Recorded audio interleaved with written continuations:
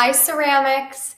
So we're going to take some time to go through some expectations for moving forward in this course. For the time being, we're online. Things are changing and we don't have a lot of control over these things. So I'm just here to give you the information and make sure you feel comfortable with what's happening in ceramics as we continue onward into a whole new phase of learning in class, which involves grading procedures, how to be successful in this class, and other little tips. So I'm going to walk you through our updated syllabus for the class. So essentially your document that has all of the expectations for the course. It has changed a little bit. There are some things that are going to be the same though. So we're going to walk through that together. And hopefully by the end of the video, you're feeling really confident in how to be successful here, even if we are online for the foreseeable future. All right, so listen carefully. Please ask questions if something's unclear. To check that you're understanding what's in this video, you'll have a short quiz to check out below. All right.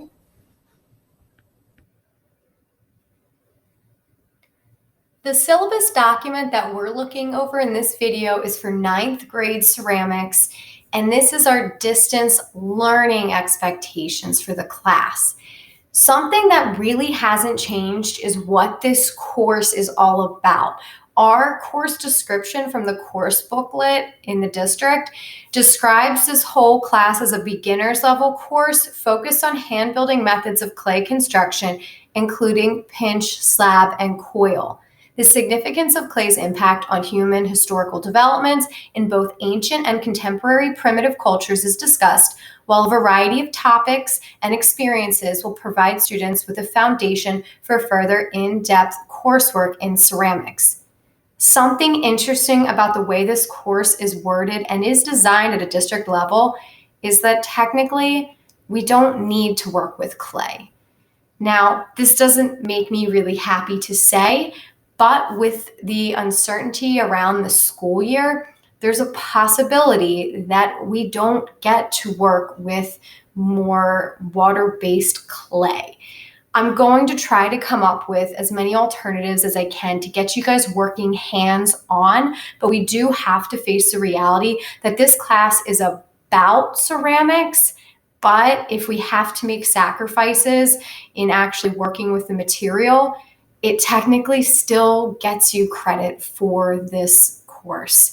So while it's kind of sad for me to say this, the bright lining here, the silver lining here, is that you still get credit for a ceramics course. And in fact, you might actually get more foundational knowledge through learning online. So I'm going to try to do my absolute best.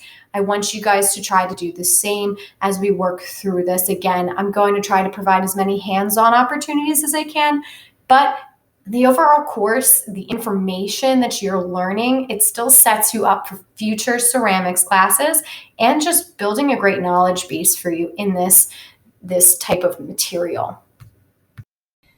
In terms of our basic art studio rules and expectations, the main mission in here is that you follow 3 rules, 3 overarching rules. These are the same rules that you had while in person in the studio, and online in our coursework here, they still apply.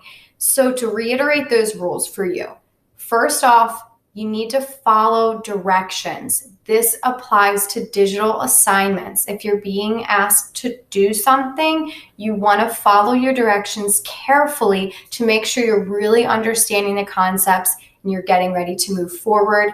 And you're also going to get credit for that assignment. So just make sure you're following directions with what's asked of you.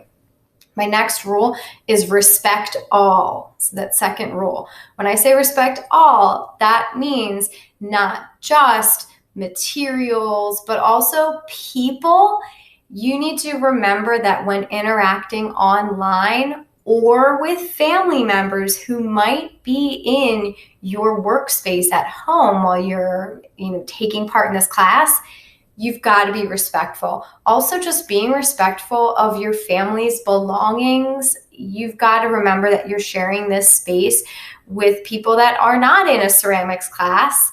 When you're working at home, you're a little bit more limited maybe. Maybe you have other people working in your space, or you're sharing materials. Please make sure you're being respectful of your family, that you have permission to use materials before you just jump in, that you're not taking things that maybe belong to someone else, just respecting the personal property in your home and the new kind of studio space that you're working in. My third and final rule, and really the most important thing, be safe. That means when using materials at home, safety is the number one key to your success. And really, it's my biggest priority. I can't teach you if you're injured or hurt. So please make sure if you're using materials, you have either the proper supervision or you've been given permission. Don't try something completely new if you're not comfortable with it. If it's a tool and you are not feeling comfortable with that tool, don't use it if it's dangerous. For instance, different cutting tools, that would be something to stay away from unless you're being given permission at home and you are in that safe kind of environment for working. So please just keep in mind 3 rules still stay in effect while we're online, following directions, respecting all, and being safe. The next portion of our syllabus goes over course grading and assessment. So some frequently asked questions. Does online work count? The answer to that is yes. Your work completed online does count towards completion of this art credit. Work must be completed and submitted online for credit. So does online work count? Yes. How will this class be graded while it's online? This is another popular question. How am I going to be graded? We're online. What do we do? Well, the answer to that is that this is a pass-fail grade at this point. So to receive credit for this course, you will receive either a passing grade or you will fail the class. So you will not get a typical letter grade or percentage, which is something you've been used to before, but you will receive either a pass or a fail. So you obviously want to aim for the pass. So how do I pass the class? Well, you must complete at least 70% of the online coursework to pass. So in this pass-fail structure, again, to pass the class, you are aiming to complete at least 70% of the online coursework. Another popular question, does my work before distance learning count? Yes. Your work from before distance learning, when we were in person in the classroom art studio, it does count. So if you're missing any of that work, you should go ahead and submit it to Canvas.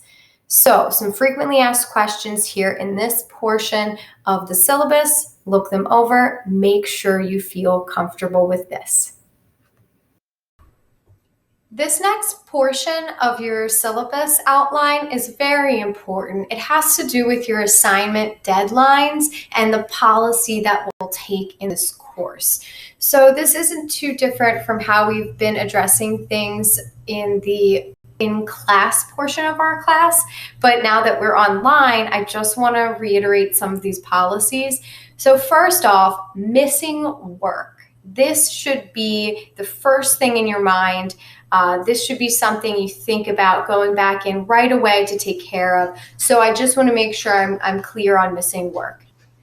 If you have missing work in this class, it's going to show up as a red symbol next to the assignment in your modules. So you should be accessing coursework through the modules here. It will keep you organized as we move through activities and assignments.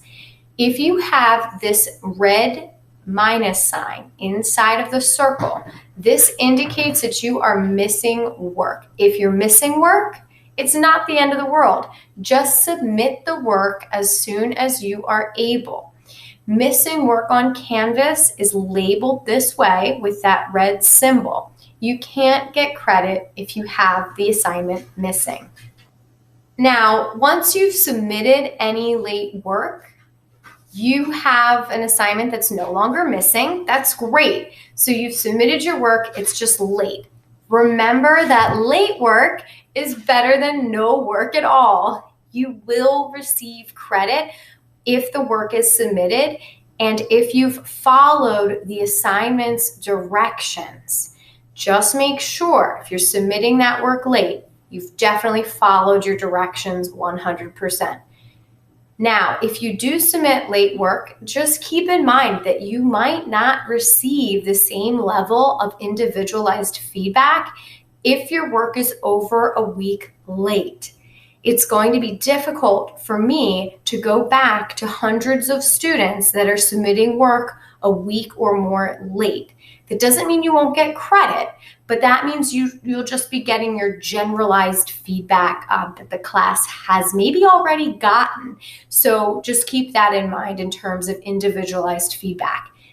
Now, if you're on the ball, you're submitting on time every time. That's the goal. If you submit work on time, that means you're meeting the deadlines and you're going to be able to manage the workload in this course much more easily, and you're going to be able to get more individualized feedback upon completion of your work. This is the best way to stay on track and to receive extra help as you go. So always aim for on time, but remember that if you are missing work and you have that nasty red symbol next to an assignment, you can still get that completed. That late work can still earn credit. Again, you just want to get that submitted as soon as possible. In this section of your syllabus document, you want to pay extra close attention. This is customized for your class. So really look through this information carefully with me. So I'm going to read along with you. This is the online class schedule. Yes, there's a class schedule. We still have meeting times blocked out in your day.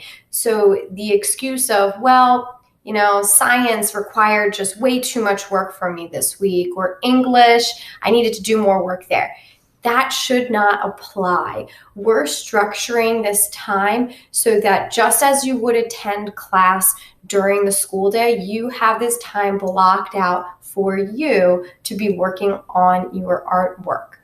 So that means assignment deadlines, new information, and teaching is all going to happen within that chunk of time. If you need to take extra time or want to take extra time to complete something, that's fine. That's up to you. But this is the time that's blocked out for you to get things done. I'm going to be teaching live during this time. So what that means is I'll be actively responding from my computer with you during this time. And I will introduce new material and assignments, and I'll go over past expectations and assignments. I can also see who is accessing coursework during this time and what is or is not being completed. Specifically for your class, that's 9th grade ceramics 7B. So we're period 7B ceramics. We would meet online on B weeks.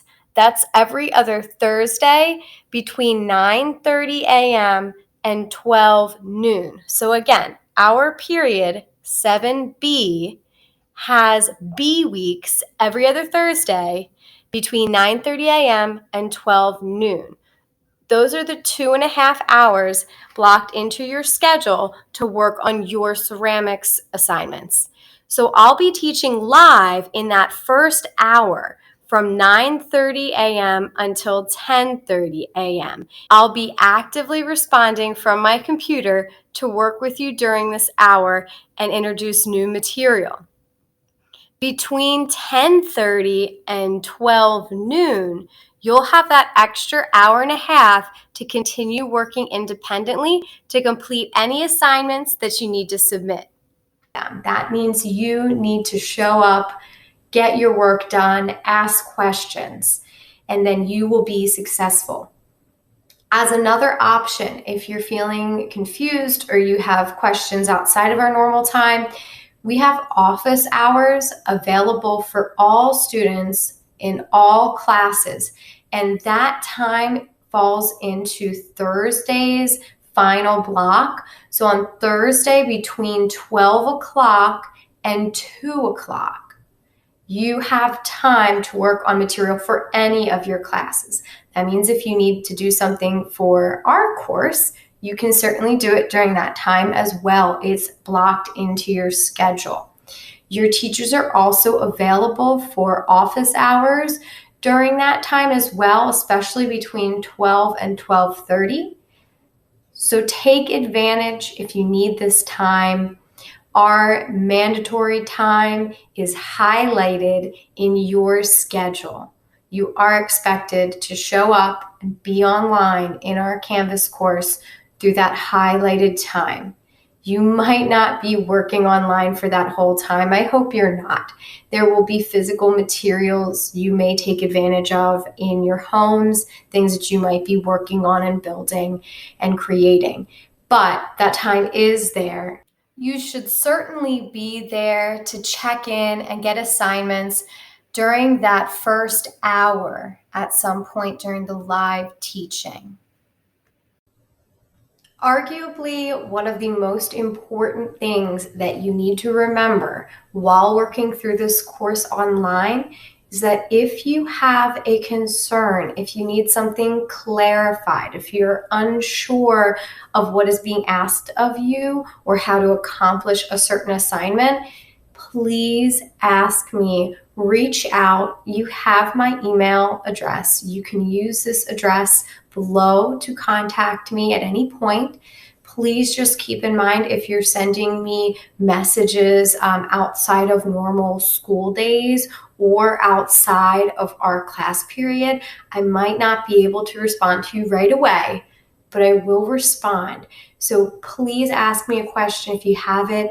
I don't want the reason for you to be stumped or not complete something to be, well, I didn't have you in class. I wasn't able to ask you that question. You can ask me that question, all right? You all have the technology that's been given to you by the school. So it's expected that if you are unsure about something, that you're going to reach out, that you're going to ask, just as you would raise your hand in the classroom. Reaching out to me directly is, it's equivalent. It might not be an in-person communication, but you're going to get your answer. So please don't hesitate to reach out to me, all right? So again, important information here. To finish things out on your syllabus, the last page, page 2, right at the bottom. So again, email, very important. Don't forget it.